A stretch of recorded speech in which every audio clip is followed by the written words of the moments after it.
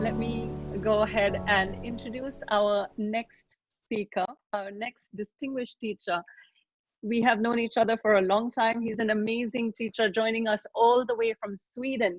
His practice is mainly Ashtanga Vinyasa, but he's also going to talk about the eightfold path, the Ashtanga path with the 8 limbs, not just the Ashtanga Vinyasa practice. He is a senior yoga teacher. He's traveled around the world. He's an incredible health food chef, and he leads a healthy and vibrant lifestyle inspiring teacher. So really, I want for you to experience a sense of alignment, the importance of how that comes into play, the importance of balance in a practice, because in a holistic practice, we don't want to look at just one focus, but think of things that expand your optimal well-being. And I invite Jonas to take over now. So everyone, please help me to welcome Jonas all the way from Sweden. Take it away, Jonas. Right. Oh, thank you for having me here. I'm loud enough here. Okay, so I'm going to do this 30-minute set, and I'm going to mostly focusing on the balancing point of yoga in a sense, try to do it as much as I can. But also, then I thought a balanced body is where a balance actually has its roots from structure. And what I noticed, or what I guess everyone is feeling after a hard, long working day, is that your balance might not be in total balance. The structure is off.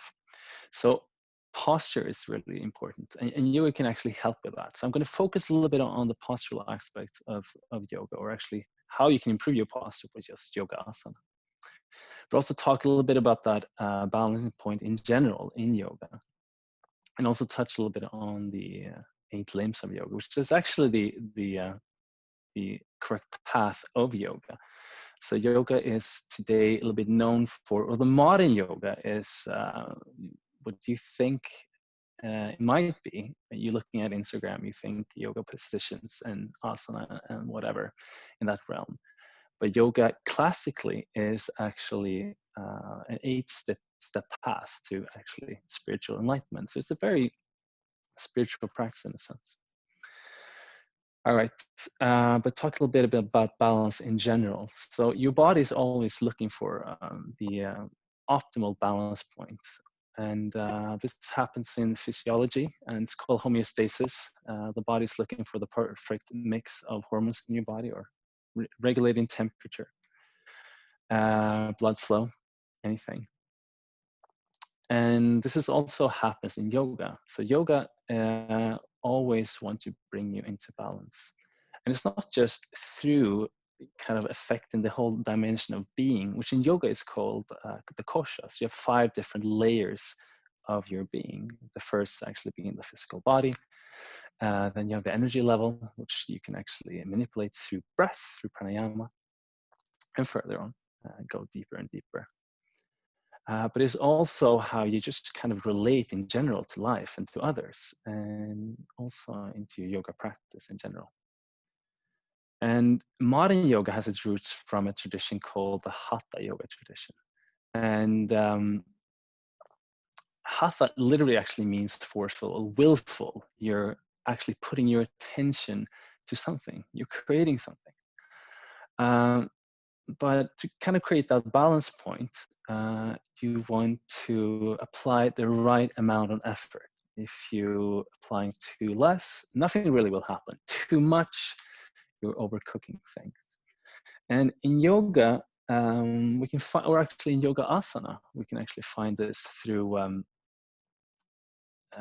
shloka in the Yoga Sutras of Patanjali. In 246, it's called Stira Sukha Asanam. Stira actually is stable. Sukha is that something feels good or comfort. So yoga position should also be a balance between you being stable, you owning your position, and the comfortable, the joyful aspect. And you can actually explore this in yoga asana by applying the right amounts a work in your body, which is an effort down by your body and your muscles, aligning yourself correctly into a pose. We also want to find that balance point by effort, through effort and that joy aspect. If you're pushing too much, you will lose your breath, right? And it's not such a pleasant experience. It just feels uncomfortable. So again, just watch your breath. And when your breath is kind of in a soft flow, then you have the optimal balance. Well, yoga is also a balance on the mental states of being. And in yoga sutras, there's also the mention of yoga chitta vritti nirodha, which actually is the sensations. Yoga occurs when the sensations of the mind fluctuations kind of is drawn back or held back, is kind of stopped. You can think of this as yoga has, you're not really so reactive to the outside world. You're getting all the input, but you can kind of control it. You can be with it. So yoga is then a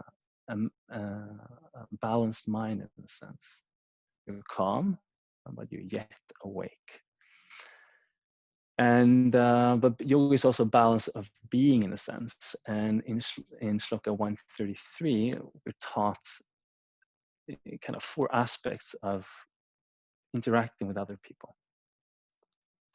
So you should be joyous to the people that are happy, and you should choose empathy to the people that are in pain or that you actually are feeling and that are in sorrow. And for the virtuous people, you should support them. The more virtuous people, hardworking people we have, the world is a better place. But you should feel also indifferent towards people. I don't feel, and this is kind of important today also, that it's not sensible of others and not letting others be the way they are wanting to be. So that's the 4 actual aspects of relating to other people. Then just very quickly touching upon the limbs of yoga, which is actually the correct practice of yoga. The first step is actually called yamas. And there are 5 of them. The most important is the first one called ahimsa. And ahimsa literally means non-violence or to do no harm. So this is the most basic practice of yoga, and you can actually apply it to your own life. And think of any situation in your own life or relating to other people or the environment where you do harm or where you actually can do harm. So don't do it, or think how you can actually minimize that harm. The second stage of yoga is called the niyamas, and the niyamas is more how to do it's more involved. You involve yourself in a sense. All right, so it's 5 of these observances of self-observances. And one thing I think of these is the second one, which is kind of most important to yoga, I think. It's called satya, telling the truth. So whenever you're truthful, whenever you kind of being honest about anything in life. And if you can actually compare this to, you can actually involve this into your yoga practice. Whenever you're on your mat and you're pushing too far forward, you understand that you have to kind of maybe hold back a little bit to refrain from being injured. If you're feeling too comfortable and you're not really doing anything, you're not really moving forward. So there's a moving forward aspect of yoga also. So in there again, that balance point, to start with honesty. And honesty in yoga is called satya. So it's one of the niyamas. The third step is actually asana. We already touched a little bit about that, of abiding in a good space. The sthira sukham asana, finding a position which is comfortable, but also are stable. The 4th layer is pranayama, and pranayama is actually the work on your energetic body. We touched upon that briefly earlier also with Chikosas. And we could just do that very briefly by just sitting down for a moment.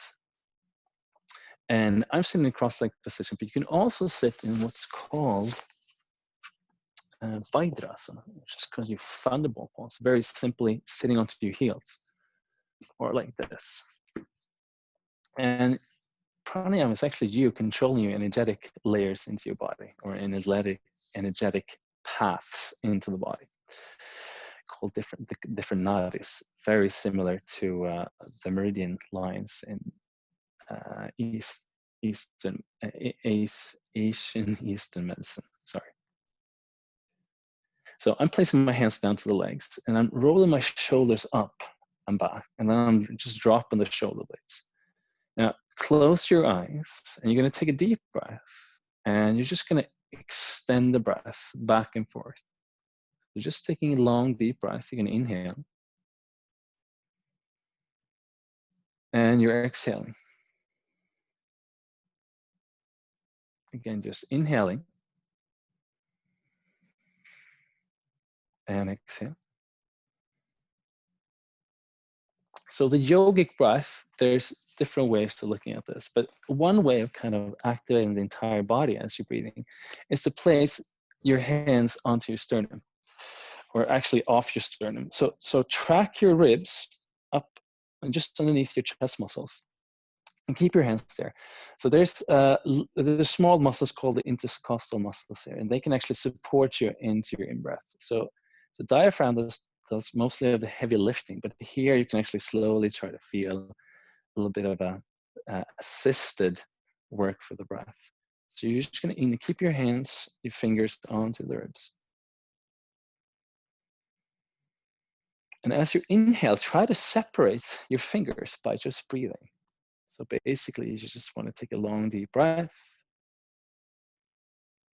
widen the breath, and stretching the breath, just allowing your fingers to kind of stretch by the breath. So try that for maybe 4 or 5 breaths, just allowing, I'm just going to check the time here, allowing the breath to kind of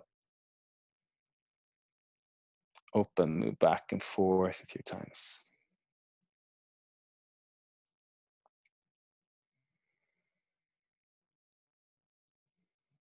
So that's your yogic breath. Trying to move the breath from your belly all the way up. Okay, and the further you go into the practice, the more subtle the practice goes. So after pranayama, you have something called pratyahara, and it's called sense withdrawal. So basically, you can do this very simply by just closing your eyes, and just actually the best way of doing this is another exercise we actually don't have time with. But actually, if you have time, you can lie down on the floor, close your eyes. It's called Shavasan. So you're lying down onto the floor and basically just noticing your body. You're just shutting off your sensory system from your eyes. So basically, you're not seeing anything. You're lying down in Shavasana and discovering this. We can try this a little bit later on, perhaps. And then we have Dharana, which is concentration. So you can close your eyes in this position and just slowly just move the breath back and forth a few times. And this is called Dharana. All right, and the 7th step is called dhyana, meditation. It's when the moment actually flows into your next moment continuously. The last stage is samadhi, and then you've actually continued the 8 limbs of yoga to the end. So I was thinking, doing a little bit of a practice of fix your posture. So basically, we don't have time for the all different aspects of posture, but I'm thinking the upper body is where people mostly have their problem. And it's from basically sitting in a bad position. So there's a few things that can happen. So while you're sitting, first of all, you're not really in control because you don't remember about keeping your posture, right? So that's the first aspect of forgetting. Second aspect is actually just being into the body in the wrong position. So basically, if you're sitting on a computer, this might not seem like anything, but if you see my arms, so my arm is actually internally rotated, meaning the arm is actually moving closer to the center line, which is called kind of abduction in a sense, adduction. So it's moving in towards center. Now, this is important in one aspect because the chest muscle is connected to your arm. So if you move them closer together, they tighten up a little bit over time. So you can see this from the side. Now I'm hunching forward, meaning the front of the body gets extremely tight. The upper back of my body gets very weak because it's not pulling back properly. And so that's the main thing that you should actually fix. Another thing would be actually, as you're in this position, you bring your head forward. So you're getting kind of a poker neck, and you're getting a very weak neck. So we can kind of correct that with yoga as well. But I think a really good way of bringing some awareness from the spine is doing something called Jalandhara Bandha. Jalandhara Bandha is your chin lock. In yoga, we have different kind of locks. It's called the bandhas. So basically, you bring your hands behind your head, and you're going to pull with your arms forward. So you're getting a little stretch for the neck. But as you're pushing your head forward, now resist with your neck. So basically, you're pushing your head back. So it's kind of a resist and pull action. You're pulling with your hands, and you're resisting back with your head. So that kind of creates some sensations of where to work with the back of your neck. So I'm just checking the time here because I have a tendency to just jabber a lot. So I think you should practice a Jalandhara Bandha with this very simple thing of just interlacing your fingers behind your back, push your head back while pulling your head forward. So I guess you're pulling your head forward first, and then you're resisting that, working with your neck. So you're just kind of pushing back here. And holding. You can close the eyes here, and you can apply that yogic breath that I was talking about. So the breath that reaches from your belly up through your chest. So let's do this for 4. So keep pushing back. 1. Inhale 2. Inhale 3. And last one, 4. And exhale and release. Okay, so I feel a bit straighter already. That's just one thing. Okay, so let's try to attack the upper body. So you could do it by stretching, but stretching alone won't really fix the issue. You won't really work up muscles into the back of the body. So I think one of the best ways and one of the best positions that I like to do is called Balasana. It's strengthen your entire body also. So it's strengthen actually the back of your body. So it's working your rector spinae, which is the muscles along the spine that help you to kind of be upright.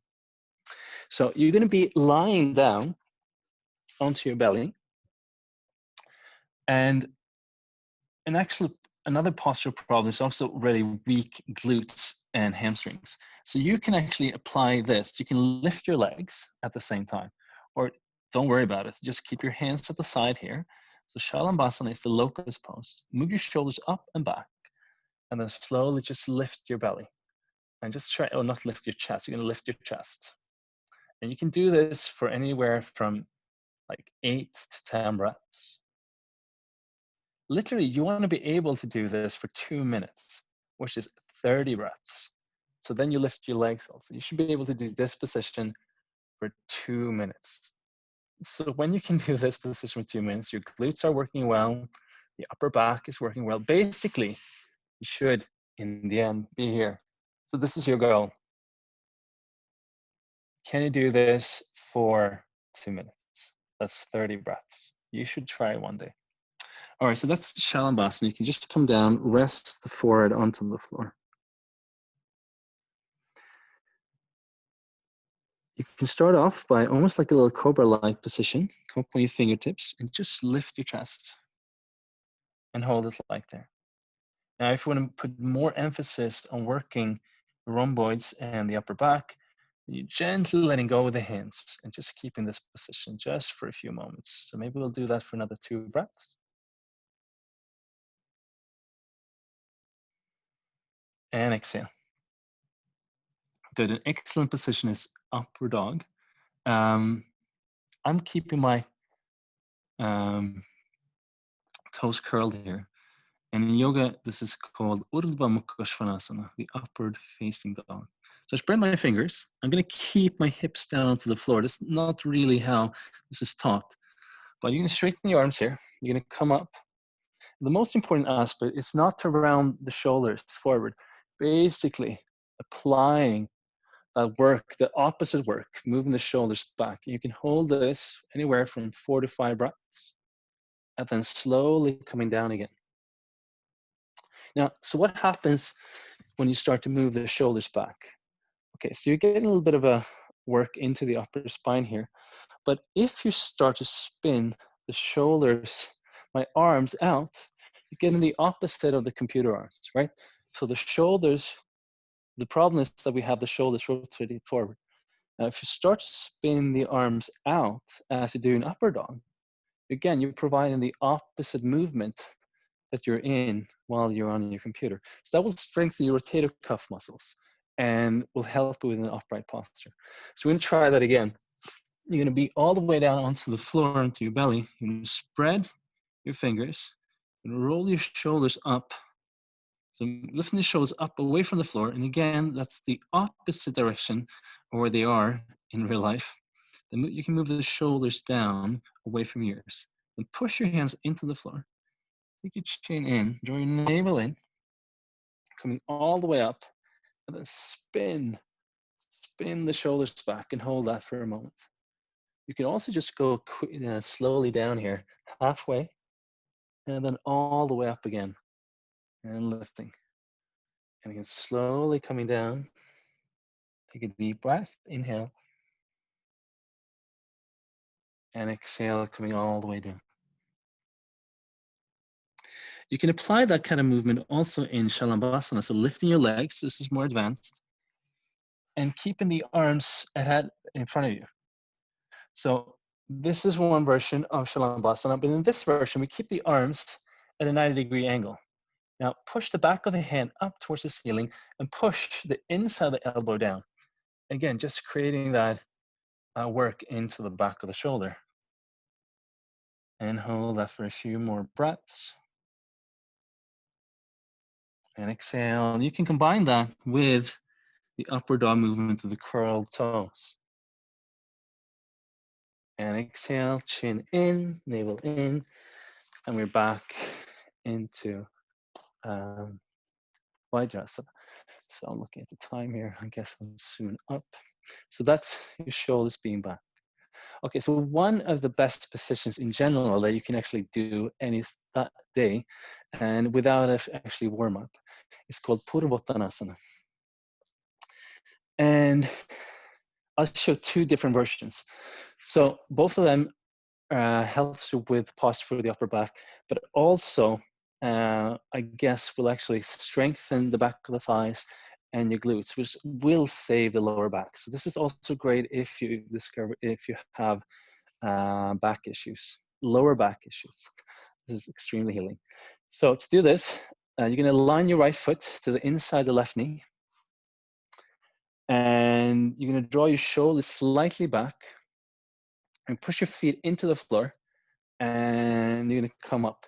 So in English, this is called tabletop position. So you want to align yourself as a tabletop position, like a table, so not your hips down. So as you push your feet into the floor, you could lift your hips up, or the hips will come up. And you can also align your shoulders properly, move your shoulders back and pull them slightly in. You can lift your chest through, and then you get that stretch into your chest at the same time. So you're getting a stretch of the chest and strengthening the upper portion of your back. And then slowly coming all the way down here. So let's see how I am with time here. I would like to do one or two more things here. And we can take this actually up a notch. So I would say this is one of the most healing yoga positions for your body. You're taking it with 2 blocks. And you can do it a little bit differently. So then again, you're gonna waken up the glutes, the hip extensors, which is your glutes. and the lower back. So basically I'm on two blocks here. And you're going to do this with straight legs. So basically straight legs, I'm keeping my hands maybe 2 or 3 decimeters behind my hips. And then I'm going to try to place my feet into the floor. And I'm going to come up. So I already feel that my feet are a little bit too narrow to my hands. I move them out a little bit. So you're going to start with bent legs, but with the hips parallel to your chest. So I'm going to push my hips up, and then I'm straightening the legs. And this is extremely good for the back of the legs and your glutes. If you straighten your legs after you pushed your hips up, and then come slightly down. So this will work the entire back of your body. So this you can do like 3 times and try to hold it for 6 to 8 breaths. I think that's really amazing for the back. Now, you could expand on Vajrasana also, and you can do this sitting at home. Now I'm going to pretend that my blocks is the sofa. So I'm sitting in Vajrasana, and I'm interlacing my fingers behind, placing them on the sofa. This looks a little weird now because it's not really a sofa. So imagine my hands are up here. Interlacing the fingers, leaning them back, drawing the shoulders back. And again, not the head back forward, trying to align everything. And you can stay here for anywhere up to 1 minute or 2 minutes, 15 breaths. You're getting a nice stretch of your upper body. So it's Vajrasana with a little bit of a stretch into your shoulders. So I think I'm out of time. So will Sujata help me out here? Thank you so much. This was an amazing session. I already feel my back and shoulders really open. It just feels incredibly awesome in the back and shoulder blades. Jonas, you offer teacher trainings around the world, and one is coming up, I hear. Is there a message that you'd like to share with people who are already yoga enthusiasts? Some of us in this room are teachers, some are obviously practitioners. What are the 2 or 3 things that you'd like to say are your wisdom points for practitioners who are sort of not beginners anymore, but moving towards intermediate and advanced practices? I was just thinking about the other day, because I still have my optimism intact after 15 years. And I think one of the key aspects is Shraddha. It's one of my favorite Sanskrit words, basically meaning faith. So you have to have the faith in the practice. And you don't have to confuse this with the religious aspect of faith, but basically just, this has been done in India for thousands of years, and there's just something to it. Just trust these people has been doing it for a very long time. Just trust in the process. Everything will be fine. And learn proper yoga. It's very, I'm part of the West myself, but it just feels sometimes it gets a little distorted. So please go to India and get some nice vibes from the Indian community as well. And those 2 things, Shraddha, go to India. And I guess you have to kind of align yourself with the teacher or teachings that you like. There's so many, there's myriads of teachers and lineages, but I guess there's something for everyone. So just be open and see what, kind of resonates to you. Thank you so much, Jonas. This is absolutely Thank you for amazing. having me. What a treat for all of us.